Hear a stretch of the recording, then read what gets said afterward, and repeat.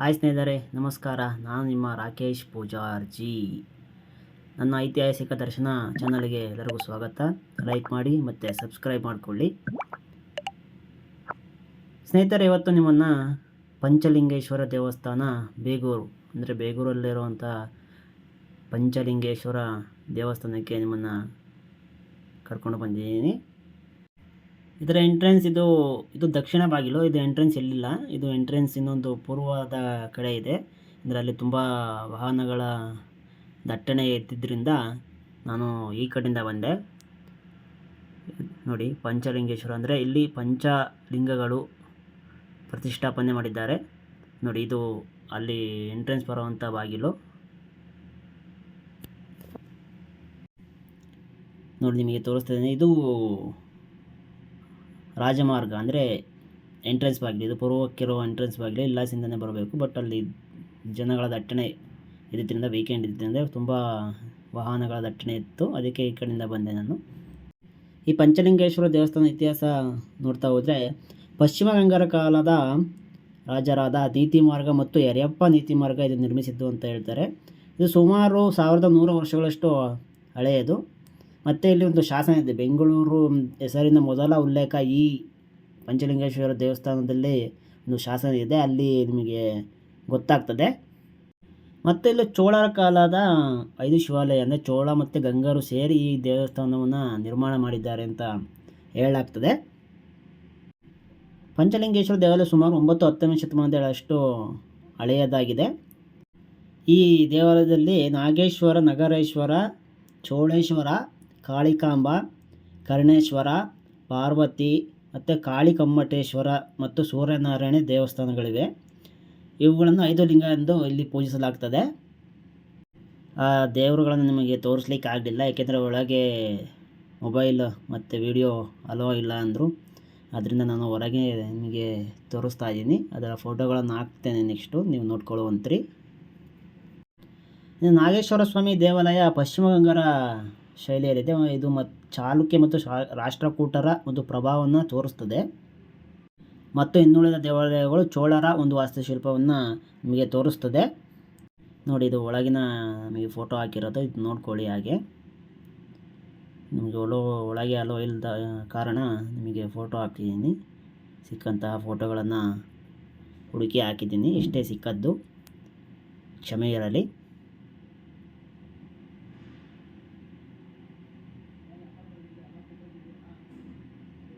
ಇನ್ನು ಈ ದೇವಾಲಯದ ಒಳಗೆ ಶಾಸನಗಳು ಮತ್ತು ಗೋಡೆಗಳ ಮೇಲೆ ಶಾಸನ ಮತ್ತು ಆಡಳಿತಗಾರ ವಿವರಗಳು ಇವೆ ಅಂತೆ. ಬಟ್ ಒಳಗೆ ಬಿಡಲಿಲ್ಲ, ನನಗೆ ಸಿಗಲಿಲ್ಲ. ನಿಮಗೆ ತೋರಿಸೋಣ ಅಂದರೆ ತುಂಬ ಬೇಜಾರಾಯಿತು. ಇನ್ನೊಂದು ವಿಶೇಷ ಅಂದರೆ ಇಲ್ಲಿ ಕಾಳಕದೇವಿ ಒಂದು ವಿಗ್ರಹ ಇದೆ. ಅದು ಶಿವನ ಮೇಲೆ ನಿಂತಿದೆ. ಅದು ನೋಡಿದೆ, ಬಟ್ ನಿಮಗೆ ಅದನ್ನ ತೋರಿಸ್ಲಿಕ್ಕೆ ಆಗಲಿಲ್ಲ. ಯಾಕೆಂದರೆ ಅದನ್ನ ಫೋಟೋ ಹೊಡಿಬಾರ್ದು ಅಂತ ಒಂದು ನಿರ್ಬಂಧ ಮಾಡಿದ್ದಾರೆ ಈ ದೇವಸ್ಥಾನದಲ್ಲಿ. ಅದಕ್ಕೆ ನಿಮಗೆ ತೋರಿಸ್ಲಿಕ್ಕೆ ಆಗಲಿಲ್ಲ. ಒಟ್ಟಾರೆಯಾಗಿ ಹೇಳಬೇಕಂದ್ರೆ ಇದು ಚೋಳ ಮತ್ತು ಗಂಗರ ಕಾಲದ ವಾಸ್ತುಶಿಲ್ಪದಿಂದ ನಿರ್ಮಿತವಾಗಿದೆ. ತುಂಬ ಚೆನ್ನಾಗಿದೆ. ಹೊರಗೆಲ್ಲ ತುಂಬ ಜನ ಬಂದಿದ್ದಾರೆ, ವೀಕೆಂಡ್ ಆಗಿದ್ದರಿಂದ. ಮತ್ತು ಇಲ್ಲಿ ತುಂಬ ಜನ ಫೋಟೋಶೂಟು ಕೂಡ ಮಾಡಿಸ್ಕೊಂತಿದ್ದಾರೆ. ತುಂಬ ಜನ ಹಿಂದೆ ಫೋಟೋಶೂಟು, ಅಂದರೆ ಒಂದು ಅದ್ಭುತವಾದ ಒಂದು ದೇವಸ್ಥಾನ ಇದೆ. ಈ ಗೋಪುರ ಕೂಡ ಅದ್ಭುತ. ಅಂದರೆ ಇತ್ತೀಚೆಗೆ ಈ ಗೋಪುರಗಳನ್ನು ಮಾಡಿರೋದು ಇತ್ತೀಚೆಗೆ ಮಾಡಿದ್ದಾರೆ. 4 ಕಡೆ, ಅಂದರೆ 3 ಕಡೆ ಈಗ ಗೋಪುರ ಆಗಿದೆ. ಪೂರ್ವ ಬಾಗಿಲು ಅಂದರೆ ದೇವರ ಎಂಟ್ರೆನ್ಸು. ಇನ್ನು ದಕ್ಷಿಣ ಬಾಗಿಲು, ನಾನು ಫಸ್ಟಿಗೆ ಎಂಟ್ರೆನ್ಸ್ ಆದ್ನಲ್ಲ ಅದು. ಮತ್ತು ಪಶ್ಚಿಮ ಬಾಗಿಲು, ಅಂದರೆ ಪಶ್ಚಿಮ ರಾಜಗೋಪುರ 3 ಗೋಪುರ ರೆಡಿಯಾಗಿದೆ. ಇನ್ನು ಉತ್ತರದ್ದು ಈಗಿನ ರೆಡಿ ಮಾಡ್ತಿದ್ರು, ಅದು ಕೂಡ ಸದ್ಯದರಲ್ಲಿ ರೆಡಿ ಆಗ್ತದೆ. ಮತ್ತು ಆ ಕಡೆ ಇರುವಂಥ ಒಂದು ದೇವಸ್ಥಾನ, ಗಣಪತಿ ದೇವಸ್ಥಾನನ ತುಂಬ ಇತ್ತೀಚಿನ ಇದರಲ್ಲಿ ಸ್ವಲ್ಪ ನಿರ್ಮಾಣ ಮಾಡ್ಕೊಂಡಿದ್ದಾರೆ. ನೋಡಿ ಎಷ್ಟು ಚೆಂದ ನಿರ್ಮಾಣ ಮಾಡಿದ್ದಾರೆ. ಅಂದರೆ ತುಂಬ ಹಳೆಯದು ಅಂತ ಅನಿಸುತ್ತೆ. ಇನ್ನು ಇತ್ತೀಚೆಗೆ ಒಂದು ಸ್ವಲ್ಪ ಅಲ್ಲೇ ಇಲ್ಲಿ ಮೈನರ್ ವರ್ಕನ್ನು ಮಾಡಿದ್ದಾರೆ. ತುಂಬ ಜನ ಅಲ್ಲಿ ಒಂದು ದೇವಸ್ಥಾನ ಇತ್ತು, ಹೋಗೋಣ ಅಂದ್ಕೊಂಡು ಯಾರೋ ಫೋಟೋ ಶೂಟ್ ಮಾಡ್ತಿದ್ರು. ಆದ್ದರಿಂದ ನಾನು ಹೋಗ್ಲಿಕ್ಕೆ ಆಗಲಿಲ್ಲ. ಈ ಕಡೆನೂ ಫೋಟೋ ಶೂಟ್ ಮಾಡ್ತಿದ್ದಾರೆ. ಅದರಲ್ಲಿ ನಿಮಗೆ ತೋರಿಸೋವಂಥ ಪ್ರಯತ್ನ ಮಾಡ್ತೇನೆ. ನೋಡಿ ಎಷ್ಟು ಚೆಂದ ಕೆತ್ತನೆಗಳು. ಆಗಿನ ಕಾಲದಲ್ಲಿ ಚೋಳರ ಕಾಲ, ಅಂದರೆ ಗಂಗಾ ಮತ್ತು ಚೋಳರ ಕಾಲ ವಾಸ್ತುಶಿಲ್ಪ ನಿಮಗೆ ಈಗ ಕಾಣಿಸ್ತಾ ಇದೆ. ನೀವು ಇಲ್ಲಿಗೆ ಭೇಟಿ ಕೊಡುವಂಥ ಸಮಯ ಅಂದರೆ ಬೆಳಗ್ಗೆಯಿಂದ 10 ಗಂಟೆ 12 ಗಂಟೆವರೆಗೂ ಇರುತ್ತೆ ಅಂತ. ಮತ್ತು ಸಂಜೆ 5:30ಯಿಂದ ಇದು ಓಪನ್ ಆಗುತ್ತೆ. ನಾವು 5:30 ಹೋಗಿದ್ವಿ. ಸಂಜೆ ಹೋಗಿದ್ದರಿಂದ ನಮಗೆ ದರ್ಶನ ಸಿಕ್ತು. ಬಟ್ ಆದರೆ ನಿಮಗೆ ವಿಡಿಯೋ ಮಾಡಲಿಕ್ಕೆ ಆಗಲಿಲ್ಲ ಅನ್ನೋ ಒಂದು ಬೇಜಾರು, ದೇವರನ್ನು ತೋರಿಸ್ಲಿಕ್ಕೆ ಆಗಲಿಲ್ಲ ಅನ್ನೋ ಒಂದು ಬೇಜಾರಿದೆ.